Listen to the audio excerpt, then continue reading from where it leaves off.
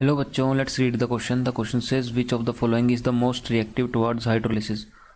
So let's see the key concept to the question.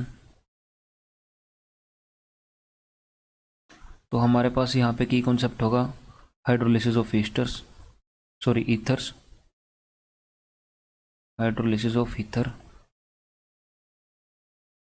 So ether के hydrolysis के लिए simply हमारे पास let's say हमारे पास यहाँ पे आर कुछ इस तरह से है.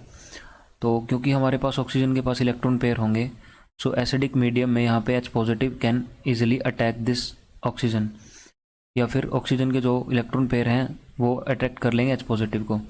हमारे पास यहाँ पे कुछ इस तरह से प्रोटोनेटेड ये ईथर बनेगा. तो बाद में क्या होगा, ये अपने चार्ज को न्यूट्रलाइज करने के लिए यहाँ से बॉन्ड ब्रेक कर लेगा और सिंपली हमारा जो न्यूक्लियोफाइल है दैट कैन अटैक हेयर और OH negative in case of hydrolysis.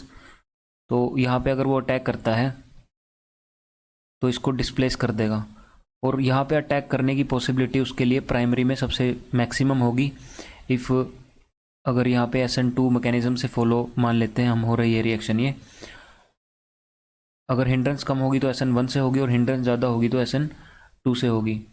So let's say हमने यहाँ पे SN2 से कंसिडर किया अगर, तो हमारे पास जो फर्स्ट है उसके अंदर जो हमारा ये वाला यहाँ पे CH2 ग्रुप है और यहाँ पे ऑक्सीजन और यहाँ पे भी CH2 ग्रुप है.